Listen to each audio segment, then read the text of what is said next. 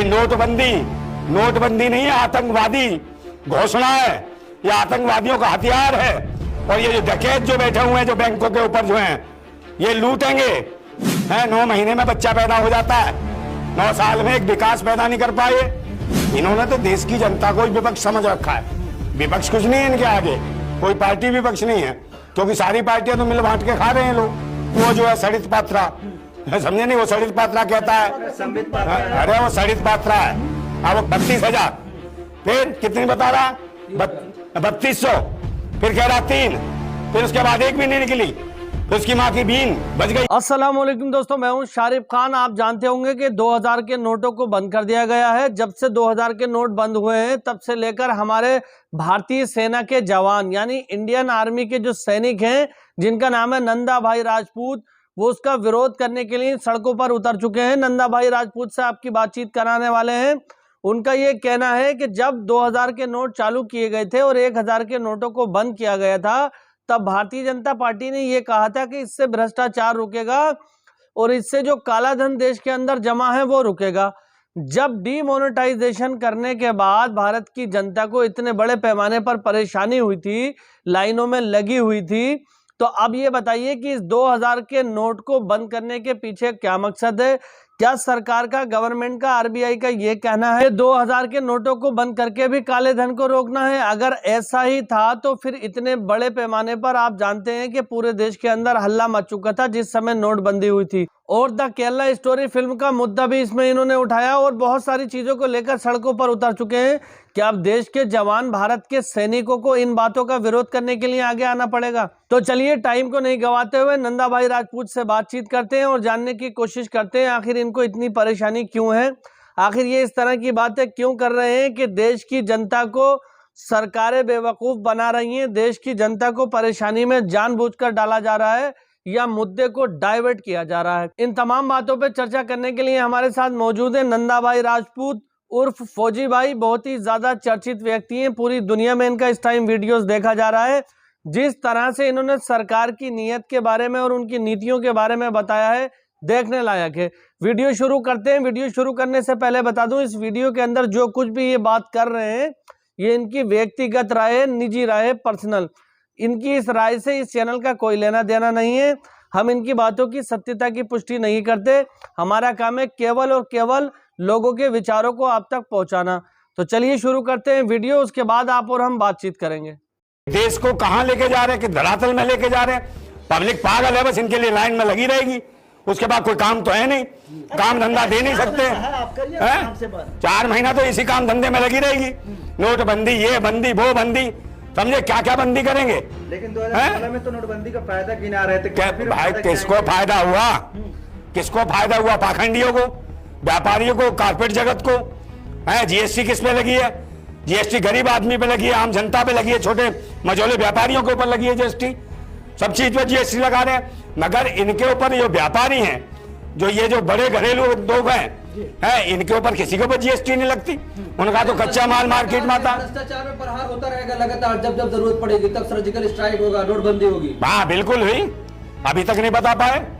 उन्हीं के हमलों में क्या हुआ, पठानकोट में क्या हुआ, और पुलवामा में तो जानते हो क्या करा इन्होंने, जवानों को ही कत्ल करा दिया।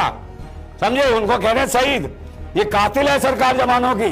स्टोरी बनाएगा फिर आगे। कौन सी स्टोरी? केरल स्टोरी पे वो सच थी वो क्या? पहले कितनी कह रहा था वो? 32,000, फिर कितनी बता रहा? 3200, फिर कह रहा 3, फिर उसके बाद एक भी नहीं निकली, फिर उसकी माँ की बीन बच गई। समझे, कुछ भी नहीं हुआ। ये हालत है इनकी। प्रोपेगेंडा नौटंकी से चल रही है। फिल्में देश का इतिहास नहीं है। फिल्मों में तो कुछ भी दिखा दूंगा मैं बना के, तो वो सच हो जाएगा क्या? फिल्में जो है, फिल्में देश का इतिहास नहीं है। ये देश का इतिहास नीचे जो आम आदमी है, गरीब आदमी है, जो पब्लिक का आदमी है, वो मेहनत करके देश का इतिहास लिख रहा है। देखिए, अगर ये 2000 का नोट जब बंदी करना था तो ये छापा क्यों?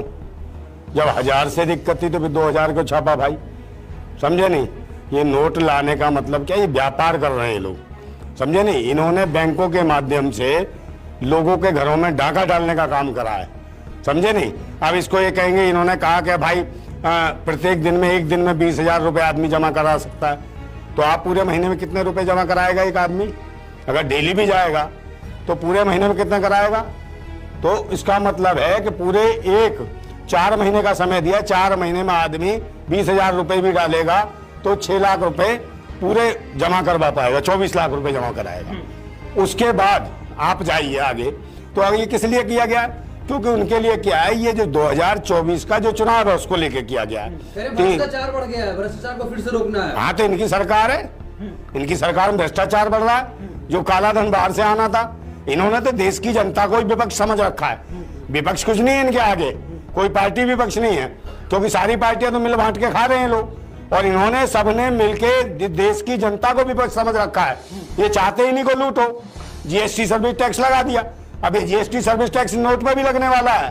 अब नोट पे कैसे लगेगा कि ये 4 महीने का समय दिया जाएगा, ज्यादा से ज्यादा 4 महीने में कितने लोग कितना पैसा इकट्ठा करके लगा देंगे? 24 लाख रुपए जमा कर देंगे। बाकी जिनके पास करोड़ों रुपया है वो कैसे जमा कराएंगे? वही तो कह रहे हैं, घोटाला करके रखे हैं पैसे। मतलब वो घोटाला रखे, जो इनकी सरकार है, जो निजीकरण के माध्यम से इन्होंने बैंक जो खरीद लिए हैं, ये अपना तो कर लेंगे अंदर, उनका क्या करेंगे? फिर उनको कहेंगे भाई जीएसटी टैक्स लगेगा, आधे आधे पे होगा, कोई पूछताछ नहीं होगी। जैसे पहले हुआ था नोटबंदी के दौरान, एक भाई कितना पैसा ले आइए, आधा सरकार का आधा आपका। तो ये स्थिति अब फिर आने वाली है। 24 का गेम इसमें भी सेट कर रहे हैं क्या? बिल्कुल, वो जानते हैं पैसे से चुनाव लड़ा जाता है, और पैसे की मारामारी है। आधे ज्यादा लोग इसमें लगे हुए हैं, आधा ईवीएम का सेटिंग रहेगा। ये तो सोचेंगे हम चुनाव जीतेंगे कैसे। जो मेन स्ट्रीम मीडिया की जो नौटंकी, जो महिलाएं थी, एंकर थी, और बहुत सारे जो कमंडल थे जो चौंचों करते थे, चौंच खोल के बताते थे कि ऐसी चिप मोदी जी लाए हैं कि इसको 20,000 किलोमीटर नीचे जमीन में भी गाड़ देंगे, पाताल में भी चला जाएगा। तो इनके पास रिमोट है, रिमोट दबाएंगे वो नोट बाहर निकल के आ जाएगा। तो क्या जरूरत है ऐसे पैसे करने को? रिमोट कहाँ है? मोदी जी से पूछ रहा हूँ, रिमोट दबाइए, जितना भी ये 2000 का नोट है सीधा पार्लियामेंट में इकट्ठा जमा हो जाएगा, जहां भी दबा होगा। हाँ, कहीं से भी उड़ के आ जाएगा। अरे मूर्ख बनाया देश को। तो उम्मीद करता हूं दोस्तों ये वीडियो देखकर आपको काफी कुछ जानने को मिला होगा, और आपके माइंड में जो कुछ भी आ रहा हो हमारे साथ शेयर करें, कमेंट में अपनी राय दें। नंदा भाई राजपूत आज से नहीं, इनकी बहुत सारी वीडियोस मैं आप लोगों को दिखा चुका हूं।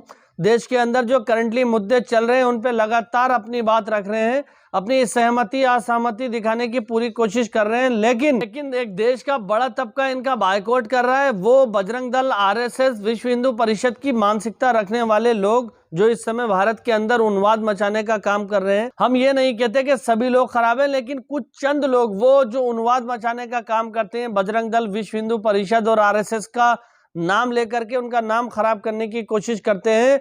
और अधिकतर जो विचारधारा बना करके रखी है इन लोगों ने, आरएसएस वालों ने, वो ये बना करके रखी है कि दोनों समुदायों को आपस में लड़वाना है। तो अभी जिस फौजी भाई ने आपसे बातचीत करी, नंदा भाई राजपूत का ये कहना है कि इनको आप लोगों की सपोर्ट की जरूरत है, इनकी आवाज, आप लोगों की आवाज ही बनना चाहते हैं। भारत के एक्स आर्मी मैन हैं, यानी कि भारतीय सेना के एक्स जवान हैं, और अपने उस दौर में जब इनको आराम से अपने घर पे बैठ करके पेंशन का मजा लेकर के खा पी के जिंदगी गुजार सकते थे, लेकिन देश की ऐसी हालत देखते हुए इन्होंने ये बेहतर समझा कि मैं अपने देश के देशवासियों के लिए लड़ूंगा, और जिंदाबाद क्रांतिकारी पार्टी का एक गठन किया।